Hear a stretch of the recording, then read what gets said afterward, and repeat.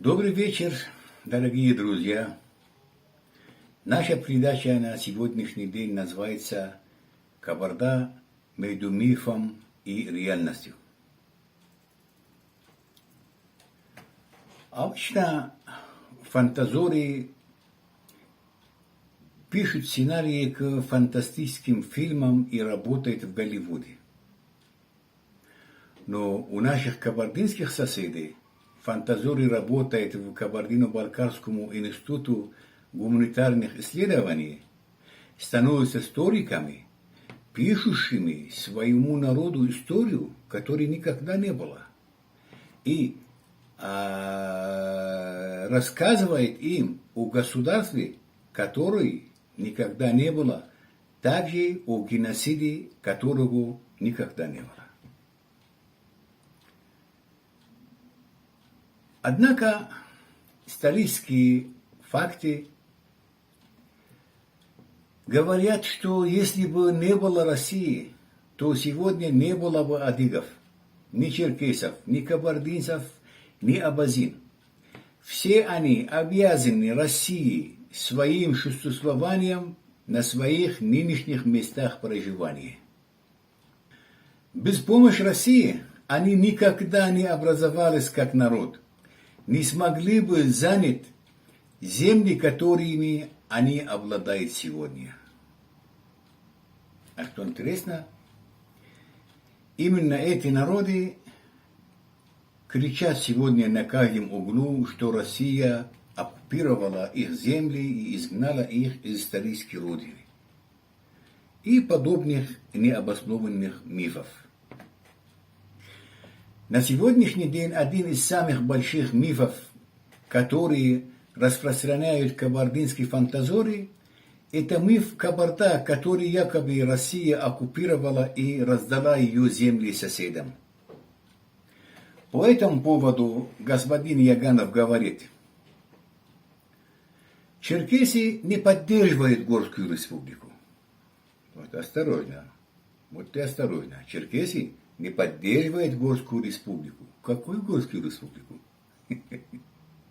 Они предлагают, что Россия уже рухнула, здесь они будут создавать Горскую республику, а это возродят Горскую республику, а это Горскую республику черкесы не будут поддерживать. Почему?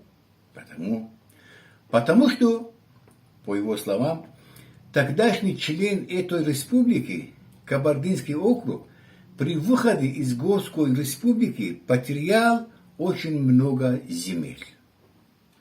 Давайте послушаем это фантазур. Фохос Апшиадыга. Приветствую всех, кто меня видит и слышит. 27 мая 2023 года в Киеве прошла конференция, приуроченная 105-й годовщине Горской республики. Черкесы не поддерживают Горскую республику ввиду того, что тогдашний член этой республики, Кабардинский округ, при выходе из Горской республики потерял очень много земли.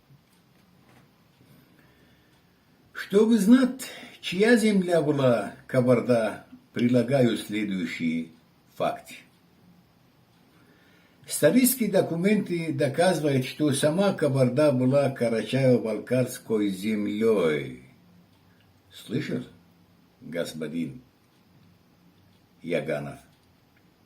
Кабарда была Карачаево-Балкарской землей.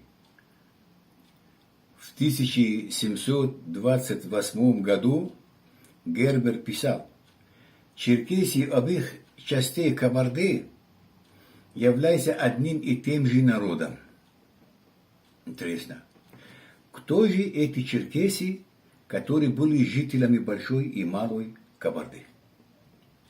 Об этом путешественник Йоган Лерх в 1733 году писал: Кабарда, верхняя и нижняя, лежит позади Сулака в конце Кавказских гор и Астраханской степи и населена черкесскими татарами.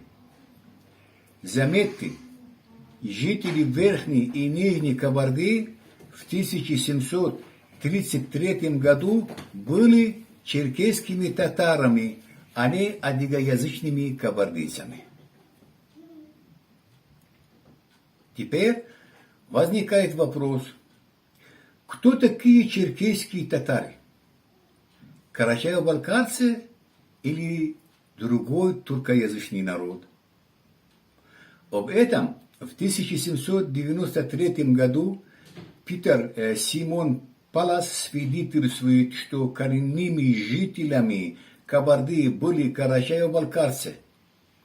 Эти племена – исконные обитатели кабардинских земель, но они отошли в высокие горы по их нацком. А в 1833 году Иван Блаламберг писал: «Басьяне, то есть балкарцы, и карачаевцы – древнейшие жители Кавказа, в частности Кабарды». Он также писал: «Издревле Кабарду населяли басьяне и карачаевцы. Преследуемые черкесами, они вынуждены были искать убежища в высоких, труднодоступных и покрытых снегом горах Кавказа». А в книге Кабардино «Русские отношения в 16-18 веков» есть сведения о том, что кабардинские князья в 1629 году не знали балкарские земли вообще. В 1629 году. А в 1639 году московские послы в Грузии встретились с двумя карачаевскими князьями в Карачаеву-Кабарду. Заметьте, в Карачаеву-Кабарду, не в Адыгскую Кабарду. То есть Кабарда упоминалась в письменных источниках в 1639 году как Карачаевская земля.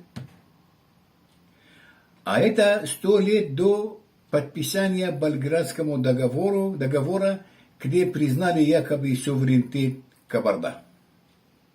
Здесь необходимо, надо заметить, что упомянутая в договоре Кабарда не принадлежала современным кабардинцам, так как Малая Кабарда тогда была чисто балкарской, а Большая Кабарда представляли собой смесь остатков народов края, в том числе и адыгов.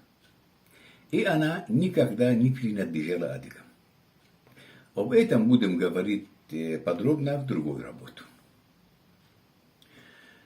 У какой исторической Кабарды, которая потеряла много земель при выходе из Горской республики, ты говоришь, господин Яганов? Где ваша республика? Ваша Кабарда? Исторически. Исторический Кабарда. Это Карачаево-Балкарские земли. А где ваши? Может ли показать нам один документ, только один документ, подтверждающий, что адыгоязычными кабардинцы были хозяевами так называемой исторической Кабарды? Можете? Конечно, ты не сможешь. Тогда лучше жевать, чем говорить.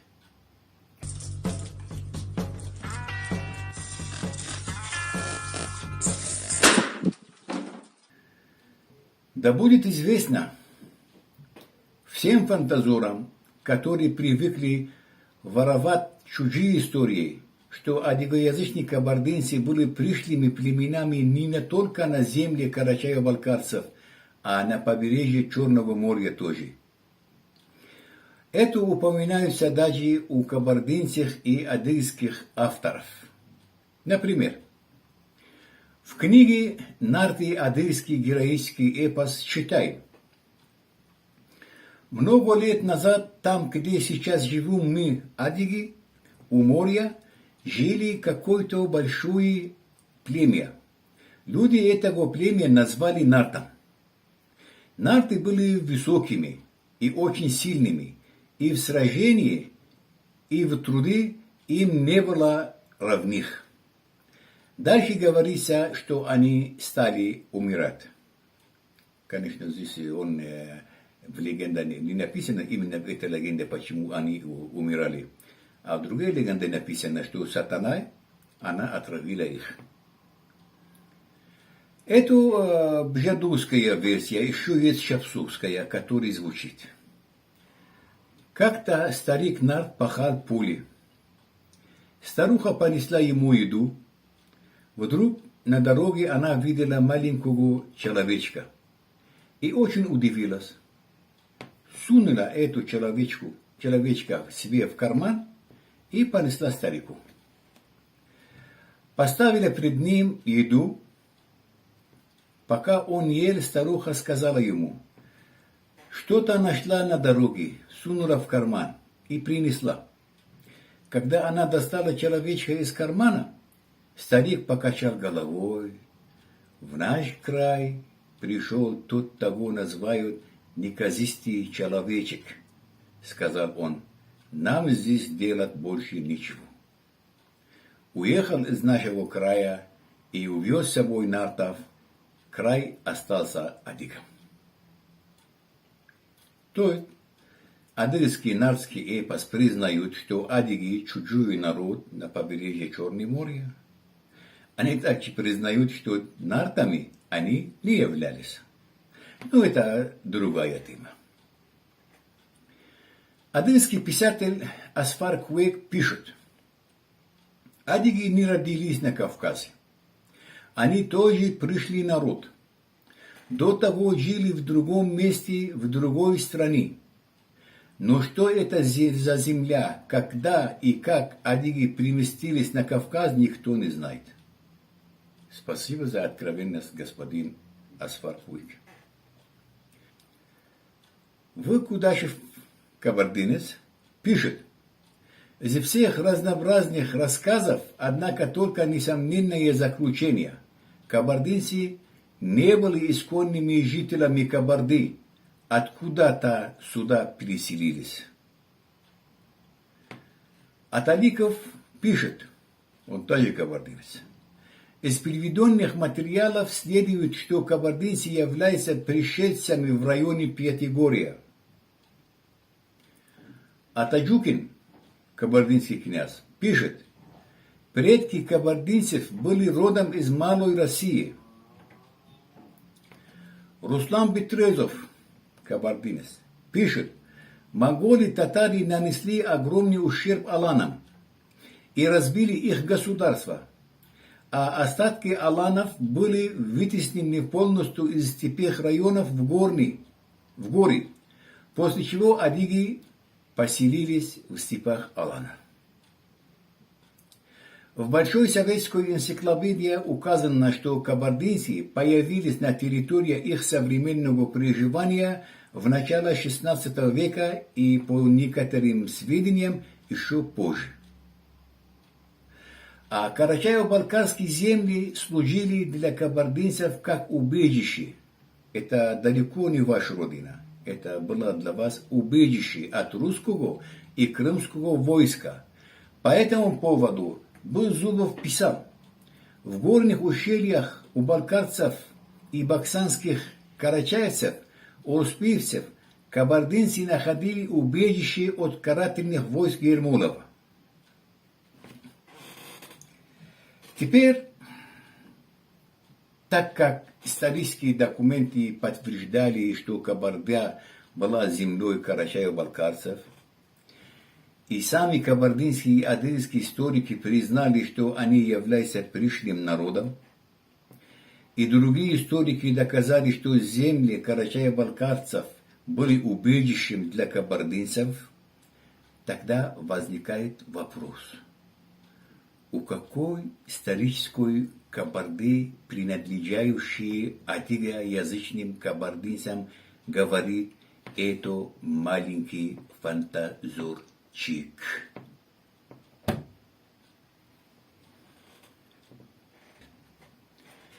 Когда современные кабардинцы поселились на землях балкарцев. Как известно, Большая Орда распалась в 1502 году.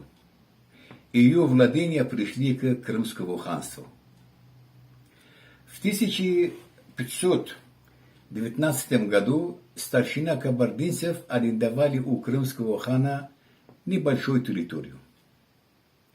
В 1552 году эти же кабардинские старшины привели делегации к Ивану Грозному просить его взять их с землями к себе холопы и от крымского хана оборонить. Однако царь, прекрасно понимая, что земли, предлагаемые кабардинскими старшинами, были на самом деле владениями крымского хана, в холопы взять их согласился, а от земель отказался. В 1715 году возник спор между 5 горскими обществами и кабардинцами из-за границы. История этого спора, которая была написана на каменной плите, ученые обнаружили в конце XIX века. Надпись арабскими буквами на балкарском языке. Привод гласит: между кабардинцами, крымчанами и 5 горскими обществами возник спор из-за земель. 5 горскими обществами Балкар, Бызыны, Холам, Чегем и Баксан горские общества избрали Кайтукина Асланбека. Кабардинцы Казанока Джабага, крымцы Сасранова Баяна. И сделали тюре и определили. С местности Татартук до Терека, оттуда до равнины Кубана, реки Дюгорья, оттуда до привала Лискенского хребта, оттуда до кургана Нариши, оттуда до Джанбаша, и она и Намалку, верхняя часть, принадлежит 5 горским обществам. Это почти современные, все территории современной Кабардино-Балкарии принадлежит 5 горским обществам, то есть балкарцам. Стаж Халаса Воронского до Татартупа владения крымские. От Ташкаласа вниз владения русских.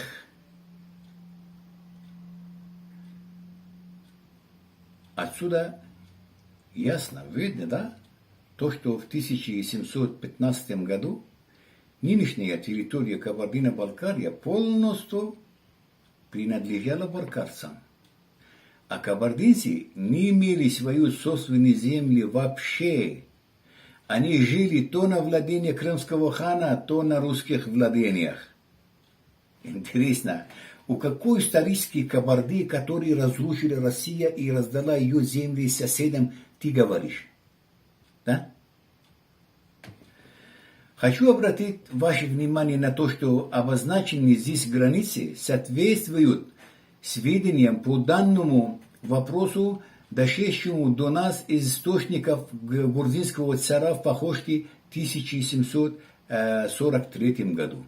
То есть в 1743 году кабардинцы еще не дошли на территорию балкарцев. Далее Симон Броновский писал: не более 40 лет, как кабардинцы пришли от Пятигорья, дали на полдня замалку. Как известно, его книга была закончена в 1810 году. Это означает, что кабардинцы переселились на территорию балкарцев не ранее 1770 году. А чтобы читатели имели представление, о чем говорится в высказывании Бруновского, мы нанесли границу на современную карту Кабардино-Балкарии. На ней четко видно, что кабардинцы имели тогда маленькие территории от балкарских земель. Эту землю мы обозначили красной сеткой. Да? вот это место с красной сеткой наверх, это были кабардинцы, а остальные все были балкарцы. Только в второй половине XVIII века адыгоязычных кабардинцев оккупировали равнинные районы Кабарды с помощью русской армии. По этому поводу пристав Кабарды полковник Дель Поза в своем рапорте от 16 апреля 1811 года, направленном генералу Турмасову, писал: «Они, кабардинцы, ищут власть владеть всеми горскими народами, покорившимся предками их. Неправильно, потому что сия часть покорности у них им относится покровительству им от всероссийских государей». Несмотря на покровительство России, они не смогли занять горную Кабарду, которая осталась по владениям балкарцев. Это существовало еще в 1892 году. Прилагаю карту, которая подтверждает правоту моих слов.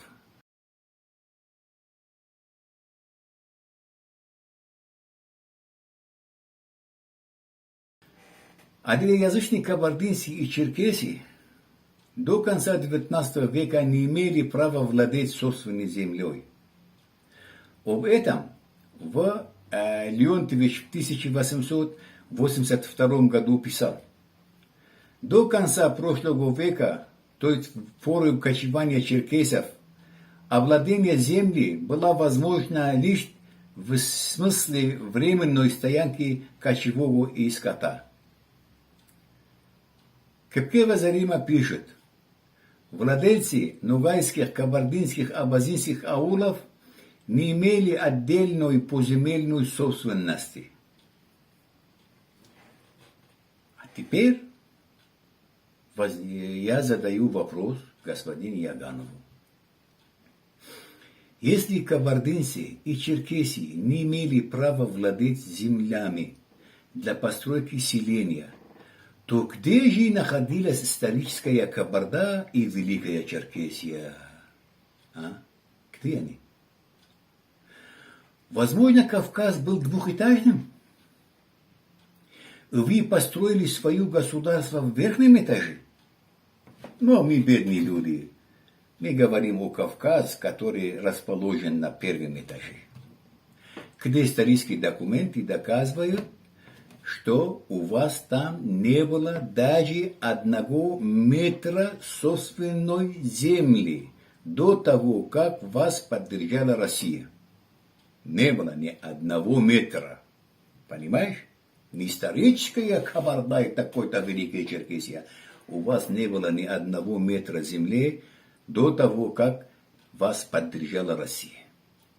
Однако, вместо того, чтобы благодарить Россию, вы сегодня продали ее. Ваши действия доказывают правильность пророческих высказываний Дель Поза, пристав Кабарды в 1805 году. Он сказал у кабардинцев в своем отчете «Записка о Большой и Малой Кабарде» следующее: «Я узнал, что мы, сей народ, кормим в наших грудах, как змею, которая всегда рано или поздно готова пустить нам яд свою. Сей народ привык не знать никакой правды и неприятель всему тому, кто против его воли идут». На этом у меня все. Спасибо за внимание и до свидания. С вами был Мулаев Магомед.